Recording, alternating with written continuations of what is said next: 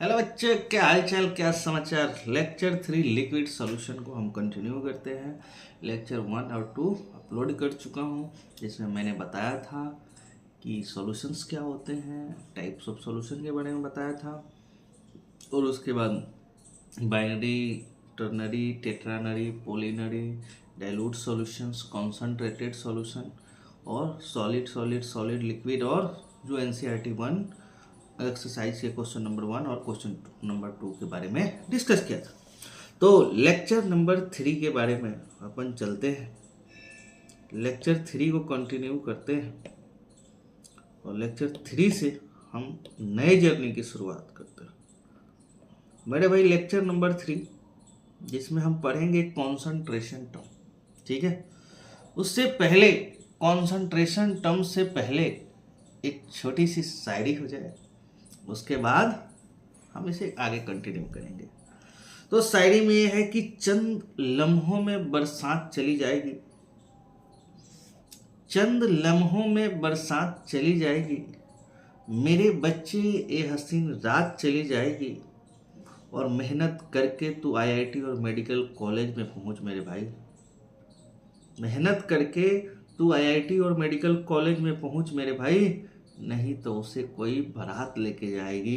मेरे बच्चे, किसी चीज़ में नहीं पढ़ना है, मेहनत करके हमें आईआईटी में जाना है।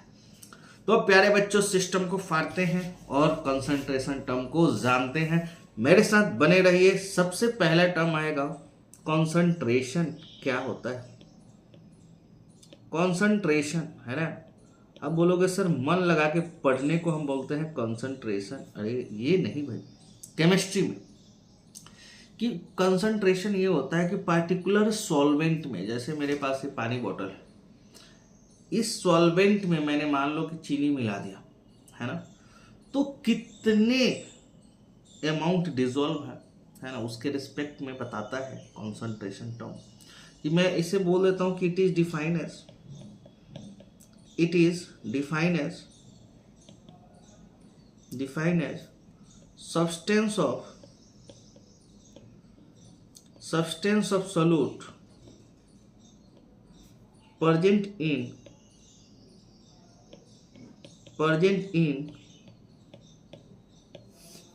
known amount of solvent or solution are known as concentration। कहने का मतलब कि भाई हमारे पार्टिकुलर अमाउंट फिक्स है सॉल्वेंट का। मान लीजिए कि 1 लीटर सॉल्वेंट है या 1 केजी सॉल्वेंट है, उसमें कितने सॉल्यूट डिजोल्व है, उसी को हम क्या बोलते हैं, कॉन्संट्रेशन।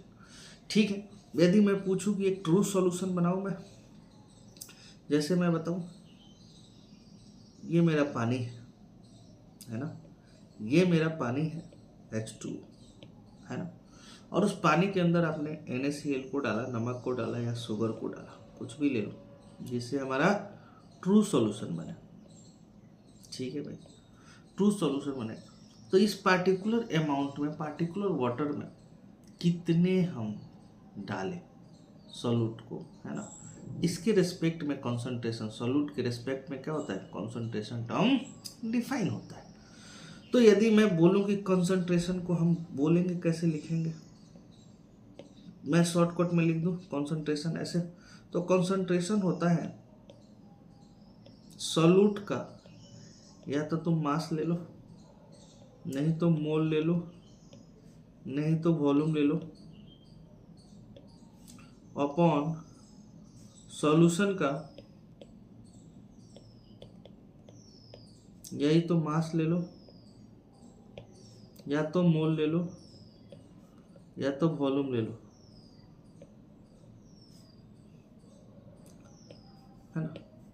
तो कंसंट्रेशन मास बाई मास भी हो सकता है, मास बाई वॉल्यूम, है ना। जनरली आपसे कुछ भी कोई पूछे कि कंसंट्रेशन क्या होगा, वही निकालना, तो जनरली मोलारिटी को, मोल बाई वॉल्यूम को हम क्या करते हैं, कंसंट्रेशन कंसीडर करते हैं, है ना। मोल बाई वॉल्यूम को क्या करते हैं, कॉन्सेंट्रेशन कंसीडर करते हैं। बात समझ में आई। अब इस टर्म को मैं दो पार्ट में बांटूंगा, है ना, जो पूरे सिलेबस में है। इस टर्म को मैं कॉन्सेंट्रेशन टर्म को मैं दो पार्ट में बांटूंगा। एक तो ग्रुप ए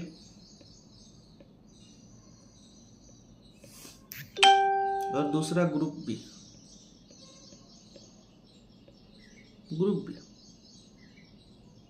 है ना, एक ग्रुप ए हो गया और दूसरा ग्रुप बी हो गया।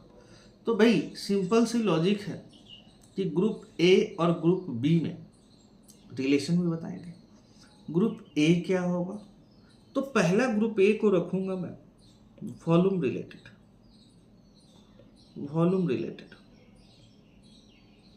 और ग्रुप बी को रखूंगा मास रिलेटेड,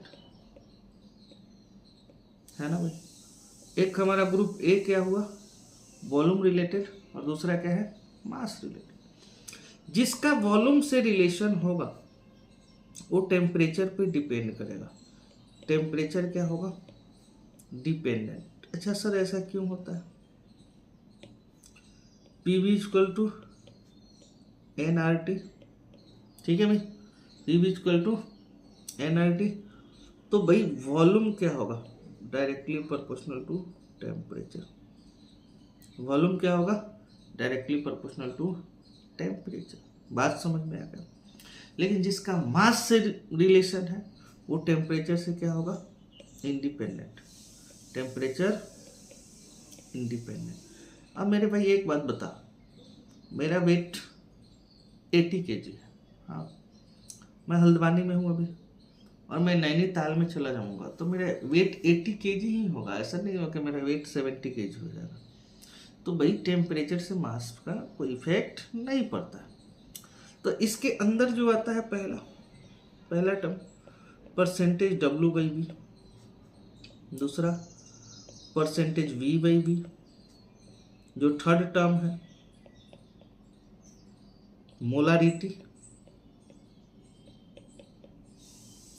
जो फोर्थ टर्म है नॉर्मलिटी। इन सब में वॉल्यूम का रिलेशन है। जो फिफ्थ टर्म है उसको हम बोलते हैं स्ट्रेंथ ऑफ सॉल्यूशन। और भी है वॉल्यूम, स्ट्रेंथ, फॉर्मेलिटी, है ना, बहुत सारे टर्म है। इसमें जो फर्स्ट टर्म है परसेंटेज W/W, सेकंड है मोलालिटी, थर्ड है हमारा मोल फ्रैक्शन,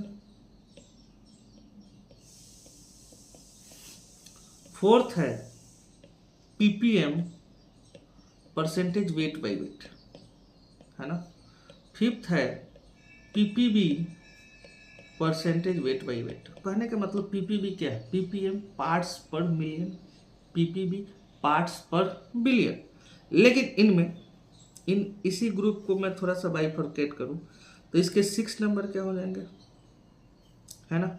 यहाँ यदि मैं बोलूं PPM परसेंटेज W/V, ये टेम्परेचर डिपेंडेंट हो जाएगा 7, PPM percentage V/V, temperature dependent हो जाएगा 8, PPB परसेंटेज W/V, पार्ट्स पर billion, temperature dependent 9, PPB percentage V/V, ये हो जाएगा।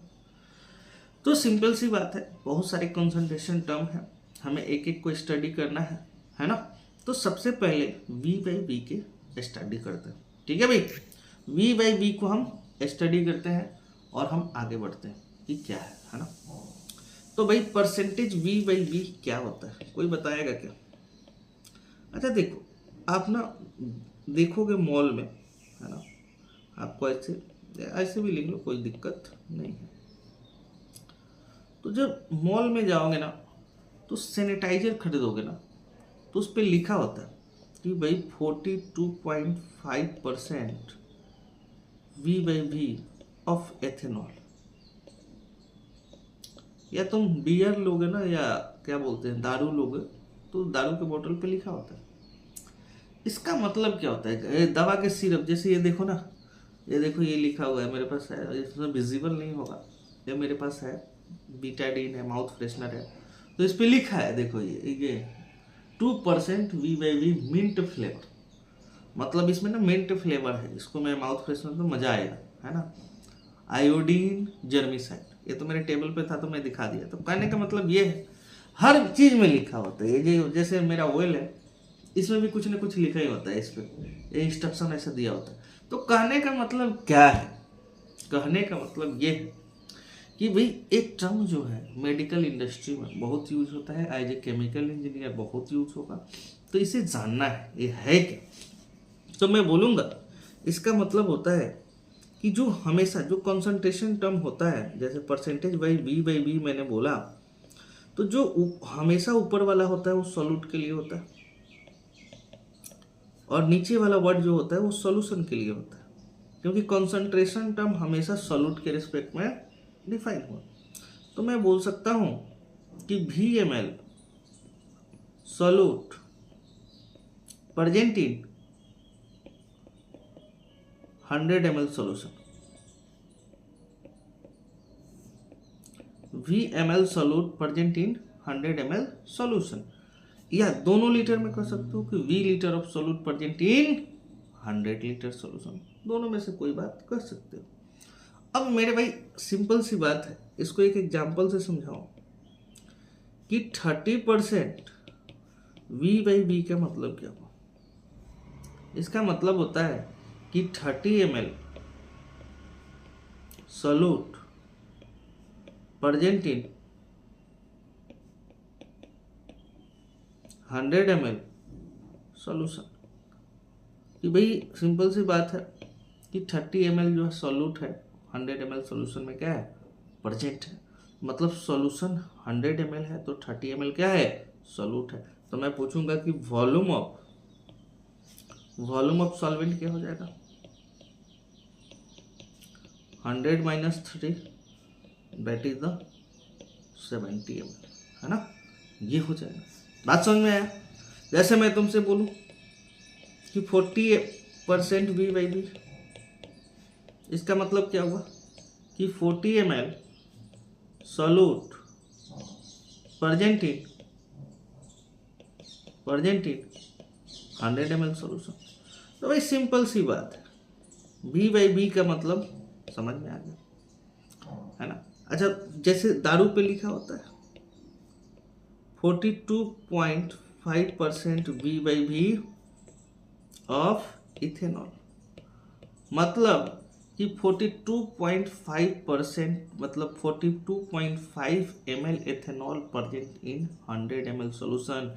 जैसे बॉटल मान लो 100 ml का है, उसमें 42.5% ही क्या होगा, एथेनॉल होगा, या 40 हम बोल सकते हैं, इसको कैसे बोलेंगे, 42.5 ml एथेनॉल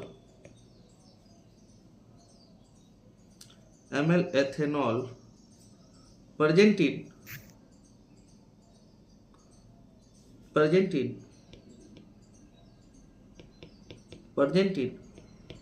100 ml सॉल्यूशन। तो भाई ये सिंपल सी बात है, सिंपल सी कहानी है ना, सिंपल सी कहानी है कि ये छोटा सा चीज है। अब देखो, यदि परसेंटेज V/V कैलकुलेट करोगे मेरे भाई, परसेंटेज V/V कैसे निकालेंगे, volume of solute in ml upon volume of solution in ml into 100, है ना। अच्छा, तुम लीटर में चाहोगे तो दोनों को लीटर में रख देना, ml में किए हो तो ml में रखना। बात समझ में आ गया कि भाई हमेशा कंसंट्रेशन टर्म हम सॉल्यूट के रिस्पेक्ट में डिफाइन करते हैं मेरे भाई। तो सिंपल सी लॉजिक है कि V/V क्या होगा, volume of solute upon volume of solution. बात समझ में आ गई? तो भाई इससे रिलेटेड एक छोटा सा प्यारा सा क्वेश्चन करते हैं। देखो यहाँ तक तो आप लोगों को समझ में आ गया, है ना। आगे बढ़ते हैं। प्यारा सा क्वेश्चन है कि 30 ml ethanol mixed with 45 ml water determine percentage V by V of ethanol। कि भाई 30 ml एथेनॉल मिक्स किया गया है ना, इतना 45 ml वाटर में, मतलब पैक बनाया है ना। पैक बनाते वक्त इसने क्या किया कि 45 ml H2O था, इसमें 30 ml एथेनॉल को डाल दिया है ना भाई, दारू को डाल दिया। अब तुम सोचो, ये हमारा क्या था, सॉल्यूट का वॉल्यूम, ये मेरा क्या था, सॉल्वेंट का वॉल्यूम। ठीक है भाई। अब मेरे को एक बात बताओ मेरे भाई, एक बात बताना ध्यान से, कि यदि मैं सॉल्यूशन का वॉल्यूम फाइंड आउट करना चाहूं तो क्या होगा, तो मैं बोलूंगा वॉल्यूम ऑफ सॉल्यूट क्या होगा 30 ml, और वॉल्यूम ऑफ सॉल्यूशन क्या होगा 30 प्लस 45 दैट इज 75 ml। ठीक है, तो परसेंटेज V बाई V क्या होगा, परसेंटेज V बाई V क्या होगा 30/75 इंटू 100, 30/75 इंटू 100। तो ये हमारा क्या हो जाएगा 4 टाइम्स, ये हो जाएगा 3 टाइम्स, ये हो जाएगा 10, तो डेट इज ऑफ 40%। तो बहुत प्यारा सा छोटा सा क्वेश्चन था, है ना। 40% क्या हो जाएगा, इसका आंसर हो जाएगा। अब देखो मेरे भाई, अब हम आगे बढ़ते हैं कि भाई इतना करने के बाद हम आगे देखते हैं आगे क्या क्या करना है। नेक्स्ट क्वेश्चन जो आपको करना है ना, अटैक करो भाई। बहुत प्यारा सा क्वेश्चन है, बहुत प्यारा सा क्वेश्चन है। क्वेश्चन है कि how many ml of ethanol should be added in 250 ml of water to obtain a solution containing 80% V by V of solvent. ठीक है भाई, तो मैं सॉल्व कर देता हूँ। पहले आप वीडियो को पॉज कर लेना, है ना। वीडियो को पॉज करके आप क्या करना, वो करना, आगे अपना सॉल्यूशन कर लेना, फिर मैच कर लेना, है ना। तो मैं सॉल्व कर दे रहा हूँ, देखना आप लोग क्या सोचोगे, पहले तुम गलती क्या करोगे, फिर मैं बताऊंगा कि इसे सही कैसे करना है। तो भाई मेरे को पूछा है कि मेरे पास क्या है 250 ml पानी है, तो बोला इसमें कितने हम एथेनॉल को ऐड कर दें। तो मैं मान लेता हूं कि VML क्या हो गया, एथेनॉल ऐड करेंगे। VML क्या हो गया, एथेनॉल ऐड करेंगे। तो तुम सोचो कि वॉल्यूम ऑफ सॉल्यूट क्या हो गया VML, और वॉल्यूम ऑफ सॉल्यूशन क्या हो जाएगा 250 प्लस V, है ना। तो परसेंटेज V बाई V, है ना। आप यहां से स्टार्ट करते हैं कि percentage V by V equal to क्या होगा V upon 250 plus V into 100, है ना। लेकिन ध्यान से देखना, कई बच्चे ना ऐसे करेंगे, परसेंटेज V बाई V 80 है, V upon 250 plus V into 100। मेरे भाई ये हो जाएगा आपका गलत, ये हो जाएगा गलत, ये गलत है। पूछोगे सर क्यों गलत है, सर आपने तो क्वेश्चन में ये दे रखा है ना, कि परसेंटेज V बाई V ये रखा है। तो भाई percentage V by V of solvent दिया, percentage V by V of क्या दिया, सॉल्वेंट दिया है। और हम किसके रेस्पेक्ट में कॉन्सेंट्रेशन टर्म डिफाइन करते हैं, सॉल्यूट के रेस्पेक्ट में। किसके रेस्पेक्ट में, सॉल्यूट के रेस्पेक्ट में। तो भाई हमारा 80% V by V of solvent है, तो 20% V बाई V ऑफ क्या हो जाएगा, सॉल्यूट हो जाएगा। अब कैलकुलेट कर लोगे 250 प्लस 100, तो V हो जाएगा 62.5 है ना। हमारा वॉल्यूम क्या हो जाएगा 62.5 तो चलो नेक्स्ट आगे शुरुआत करते हैं, है ना। आगे क्वेश्चन है क्या, नहीं है। अब W बाई V एक नया टर्म आएगा। तो भाई आप लोगों को समझ में आ गया, concentration term V by V, है ना। नेक्स्ट टर्म करते हैं परसेंटेज W/V। इसका मतलब क्या होता है? सेकेंड कंसंट्रेशन टर्म मेरे भाई, सेकेंड कंसंट्रेशन टर्म है परसेंटेज W/V, है ना सर। इसका मतलब क्या हुआ? अच्छा, V/V में क्या था? सॉल्यूट का वॉल्यूम, है ना। इसमें W/V में मतलब क्या है? सॉल्यूट का वेट होना चाहिए। क्या होना चाहिए भाई? सॉल्यूट का वेट, है ना। तो मतलब मैं बोलूंगा W gram solute present in 100 ml solution.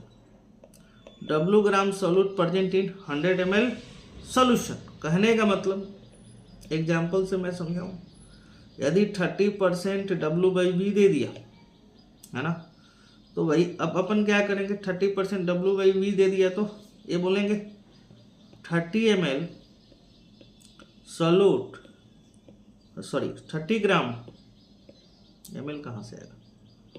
30 gram solute present इन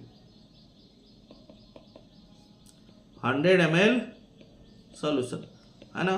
तो ऊपर वाला तो हमेशा सॉल्यूट के लिए होता है, ये हमारा ऊपर वाला क्या होगा? सॉल्यूट के लिए, और नीचे वाला क्या होगा? सॉल्यूशन के लिए, है ना भाई। एग्जाम्पल में तुम्हें दे 40% W/V, इसका मतलब क्या होगा कि भाई 40 gram solute present in 100 ml solution, है ना। 40 gram solute present in 100 ml solution. 100 ml solution में 40 ग्राम क्या है? सॉल्यूट प्रेजेंट है। बात समझ में आ गया? तो भाई अब हम क्या करें? यदि मैं इसका फॉर्मूला लिखूं परसेंटेज W/V का, तो मैं क्या बोलूंगा? Weight of solute in gram upon volume of solution in ml into 100, है ना भाई। कि वेट था तो वेट लिख दिया, और जिसका वॉल्यूम था वॉल्यूम लिख दिया। अच्छा, वेट केजी में लोगे तो वॉल्यूम लीटर में लेना, है ना। इस बात को फोकस रखना, है ना। चल इससे शुरुआत करते हैं। क्वेश्चन दिया है,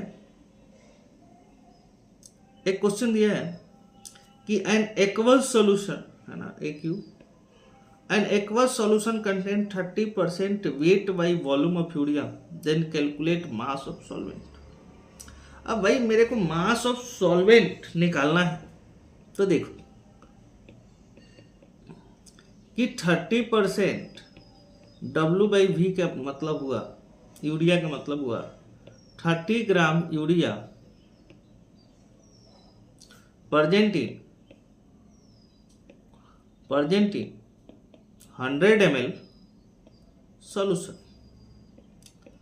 अब भाई सॉल्यूशन आपको दिया है ml में, और आपको सॉल्यूट दिया है ग्राम में, तो मास ऑफ सॉल्वेंट, बहुत सारा बच्चा क्या गलती करेगा?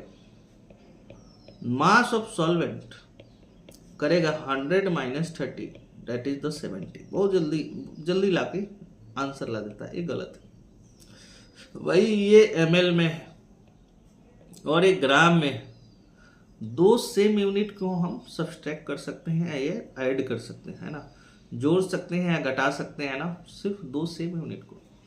पता चला कि वॉल्यूम ml में से तुम ग्राम को माइनस कर रहा, तो ये हमारा क्या होगा? क्वेश्चन इनकम्प्लीट, क्वेश्चन इनकम्प्लीट, गलत है। ठीक है, अब इसको सही करने के लिए मैं बोल रहा हूं, मैं ऐड करता हूं, if density of solution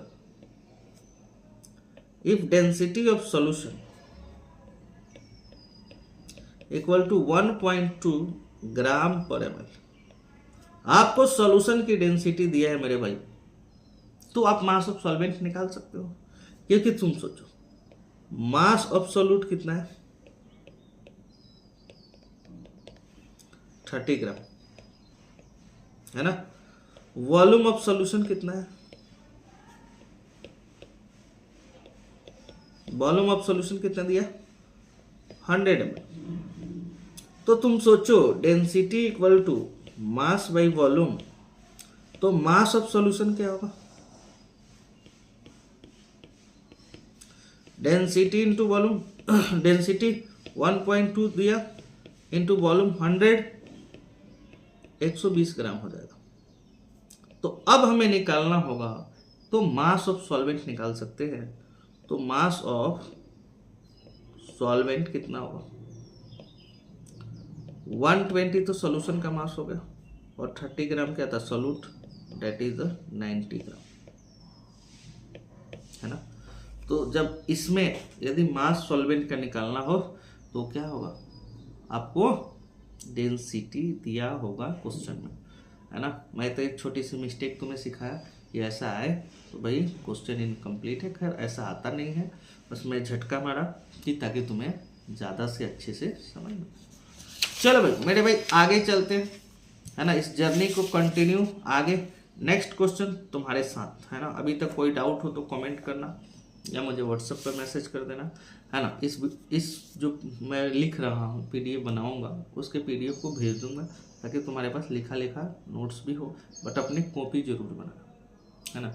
बहुत सारे बच्चे क्या करते हैं, यूट्यूब देखते रहेंगे देखते रहेंगे देखते रहेंगे, कोई मतलब ज़्यादा मिलता नहीं, है ना। तो आप उसको जरूर बनाना, ठीक है। नेक्स्ट चलते हैं। हमसे क्या पूछा कि 5 mole of glucose are dissolve in 1.1 kg of water, है ना। पहले आप तो ट्राई करना यार, हर क्वेश्चन को आप ट्राई करना, उसके बाद मैं करूँगा।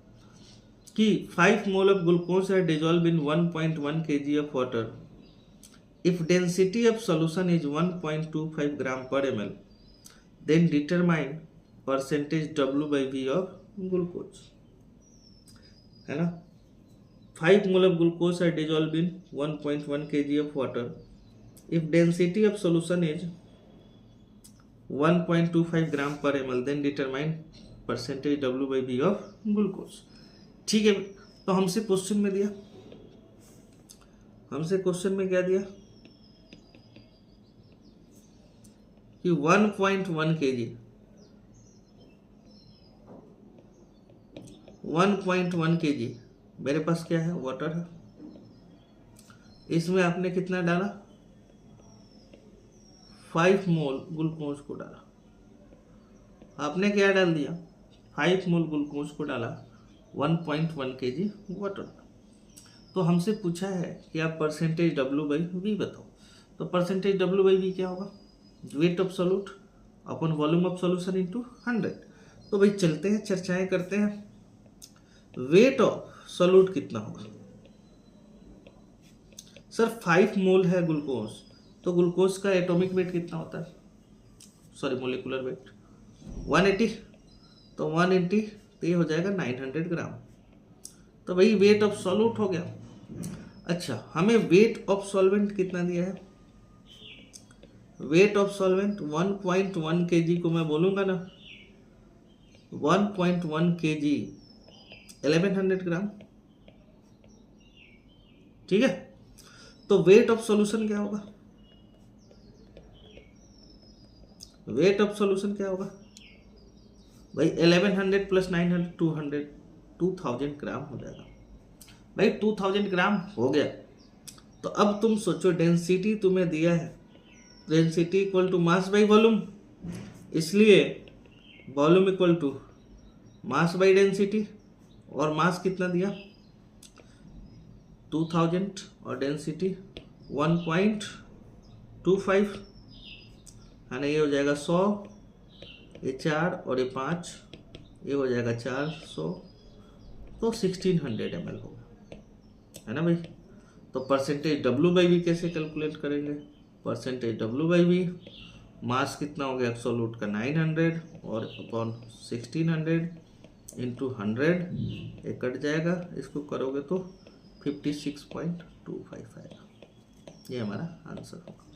तो परसेंटेज W/V बहुत ईजी वे में कैलकुलेट हो गया, है ना। तो 2 क्वेश्चन थे, है ना। पहले दो क्वेश्चन थे बी बाई बी का, अब ये क्वेश्चन क्या हुआ डब्ल्यू बाई बी का। ठीक है, आगे बढ़ते हैं, इस सीरीज में आगे बढ़ेंगे। अब अगला टर्म हमारा है मोलारिटी, है ना। जो थर्ड टर्म है वो हमारा क्या होगा मोलारिटी। और मोलारिटी तो तुम्हें पहले से पता है, कौन बताएगा मोलारिटी क्या होता है, व्हाट इज द मोलारिटी, है ना। बोलो तो थर्ड टर्म क्या होगा मोलारिटी। और ये बहुत इंपॉर्टेंट है मेरे भाई, है ना, ये बहुत इंपॉर्टेंट है मोलारिटी, बहुत बहुत इंपॉर्टेंट है। बहुत सारे एनसीईआरटी के क्वेश्चन हैं, जेईई मेंस में तो दो ही चीज़ आजकल पूछ रहे हैं, मोलारिटी डेंसिटी मोलारिटी, इन दोनों के रिलेशन से क्वेश्चन बना दे रहा है। तो भाई मोलारिटी को सबसे पहले बताऊंगा, इट इज डिनोटेड बाई, पहले मैं समझा देता हूँ कि ये कैपिटल एम से डिनोट होगा, और number of mole of solute dissolve पर लीटर सोल्यूशन, है ना, पर लीटर सोल्यूशन कितने मोल ऑफ सोल्यूट डिजोल्व हो रहे हैं मेरे भाई, उसी को हम क्या बोलते हैं मोलारिटी बोलते हैं। और मोलारिटी में वॉल्यूम टर्म आएगा, तो वॉल्यूम टर्म आएगा तो क्या होगा, ये टेम्परेचर पे डिपेंड करेगा। जो छोटी छोटी बातें थे वो मैं लिख दे रहा हूँ। It is denoted by capital, है ना। दूसरा point, it is defined as number of mole of solute present per litre of solution, per litre solution, है ना, कितने मोल प्रेजेंट है ना, उसी को हम क्या बोलते हैं molarity. Means molarity equal to क्या होगा, मोलारिटी इक्वल टू क्या होगा, mole of solute upon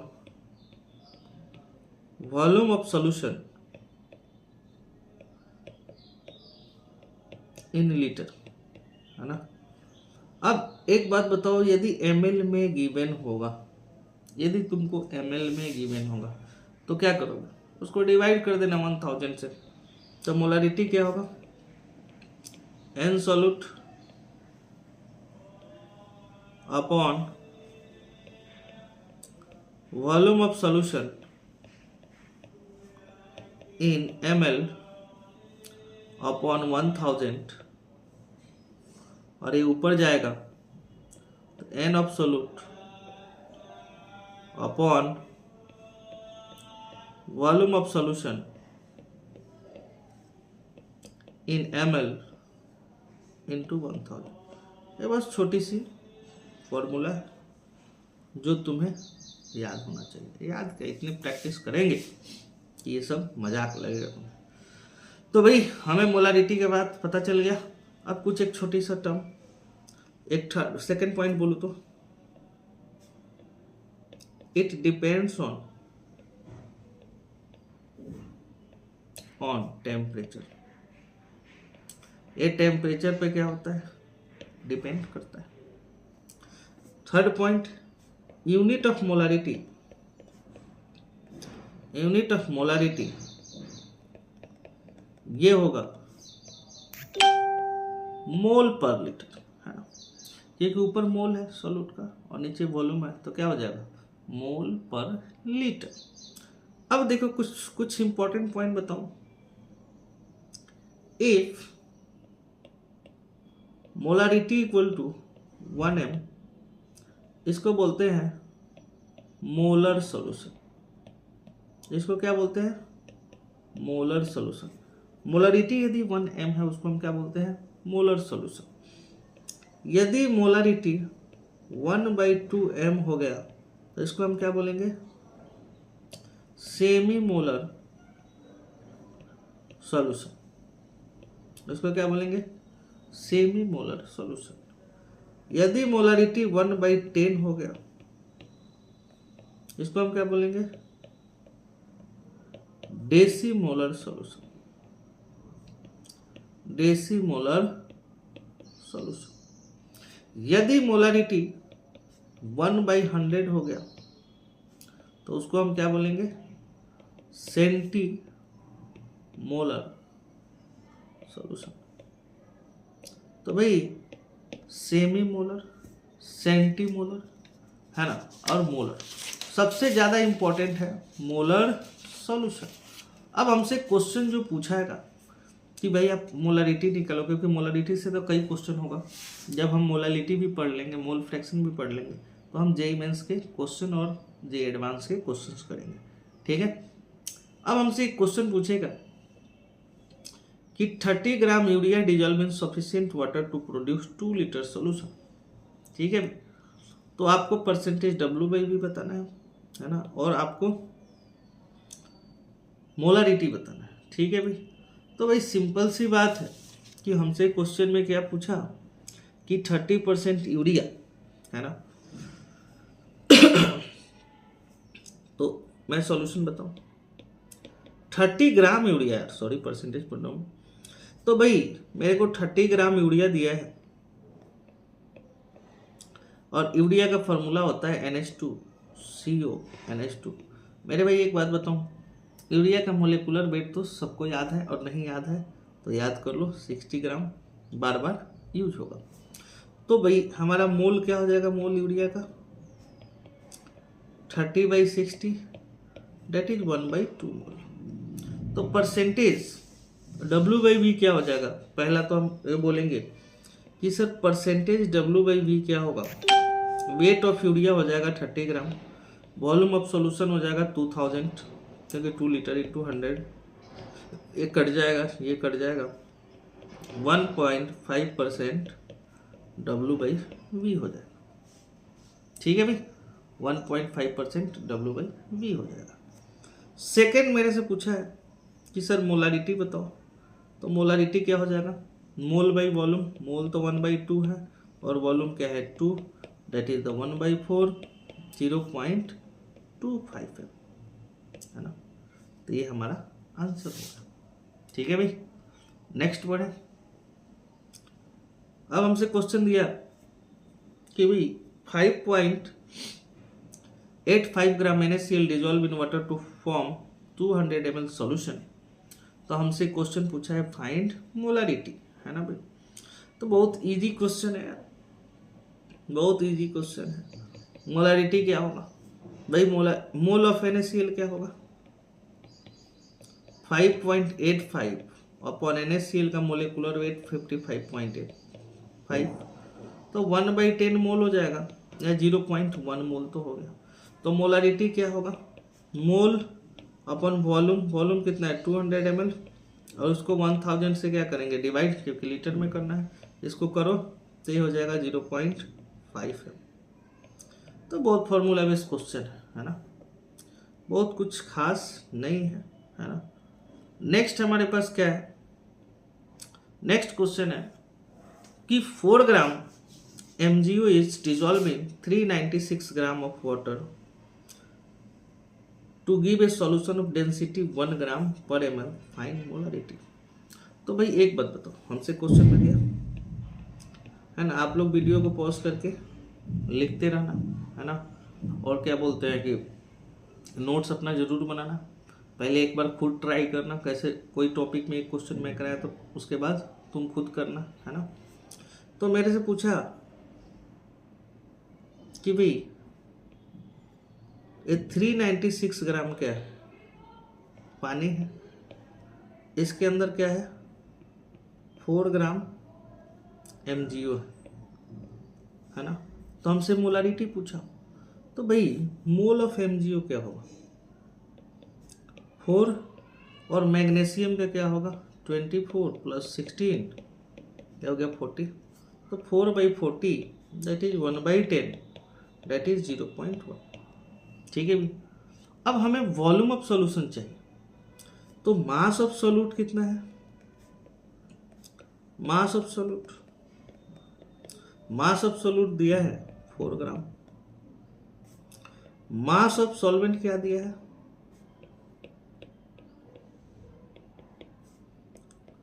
4 + 396, sorry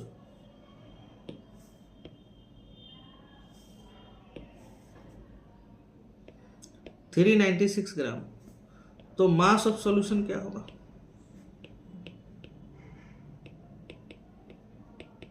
ये जोड़ देंगे तो 400 ग्राम होगा। ठीक है भाई। तो अब मास ऑफ सॉल्यूशन दिया तो density equal to mass by volume. तो भाई वॉल्यूम क्या हो जाएगा, मास 400 अपॉन डेंसिटी 1 दिया है क्वेश्चन में, तो ये हमारा क्या हो जाएगा 400 ml। तो हम हमारा मोलारिटी क्या हो जाएगा, तर मोल ऑफ सोल्यूट 0.1, 400 ml को हम लीटर में कन्वर्ट करेंगे, है ना। अब ये ऊपर जाएगा तो ये हो जाएगा 0.1 इंटू 400 अपॉन 400 इंटू 1000। ये 2 जीरो से तो 2 जीरो कट गया, ये 0 हो गया 1/4, 0.25 आंसर हो जाएगा, है ना। तो बहुत ही आसान सा क्वेश्चन है ना। हमसे एक क्वेश्चन दिया कि भाई आप, अच्छा एक इससे पहले ना मैं एक नोट पॉइंट सिखा दूं कि भाई नोट पॉइंट ये है ना, नोट पॉइंट ये है कि molarity of ion, molarity of ion is expressed by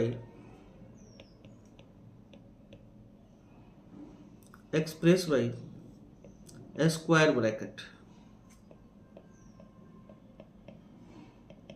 है ना। किसी भी आयन की मोलारिटी हम स्क्वायर ब्रैकेट से डिनोट करते हैं। जैसे एग्जांपल में मैं बोलूँगा कि SO4 -2 इक्वल टू ऐसा लिखा है, इसका मतलब है कि इस SO4 सल्फेट आयन का क्या है मोलारिटी 0.2 है ना भाई, 0.2 है। ठीक है भाई। तो अब हमसे क्वेश्चन में पूछा है कि भाई CaCl2 की मोलारिटी 0.5 दिया है, तो आप मेरे को बताना Ca+2 Cl-2 का क्या होगा। तो भाई सॉल्यूशन हम करेंगे, CaCl2 एक इसमें टूट रहा है, Ca+2 एंड 2Cl-। तो तुम सोचो इसके 1 मोल से इसके 1 मोल बना, इसके 2 मोल बना, तो इसके जितने 0.5 मोलरिटी से ये 0.5 होगा, ये 2 इंटू 0.5 होगा, तो ये क्या हो जाएगा 1m हो जाएगा। ठीक है भाई। तो मोलारिटी ऑफ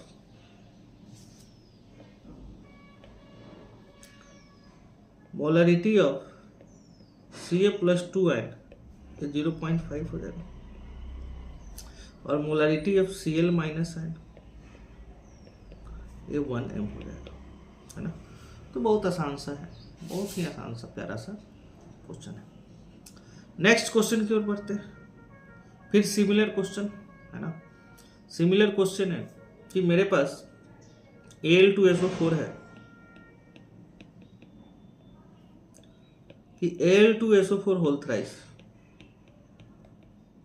ठीक है, एक इसमें टूटेगा 2Al प्लस 3SO4 -2 में टूटेगा। तो तुम सोचो इसकी मोलारिटी 2m दिया है, तो इसके 1 मोल से इसके 2 मोलर, इसके 3 मोल बन रहे हैं, तो इसके 2 मोलारिटी से ये बनेगा 2 मोल, ये हो जाएगा 4m, और ये क्या हो जाएगा 6m हो जाएगा। सिंपल सी बात है यार, इसके 1 मोल से इसका 2 मोल बन रहा है, इसके 3 मोल बन रहा है, तो इसके 2 मोलारिटी से इसके 4 और इसके 6m बनेगा। तो मैं बोलूँगा कि Al+3 आयन की मोलारिटी 4m और SO4 -2 की हो जाएगा 6m। तो इस वीडियो में इतना ही करते हैं। मैंने आप लोगों को बोला था 40 से 50 मिनट के बीच में मैं अपने वीडियो की रेंज रखूँगा, ताकि आप एक बार बैठो और रिवीजन करने बैठो तो 2x के स्पीड से 20-25 मिनट में कर सकते हो, है ना। पहले आप नोट्स देखना, है ना, जहाँ पे डाउट हो उसी को रिवाइज करना, है ना, बाकी क्वेश्चन की प्रैक्टिस अच्छे से करना।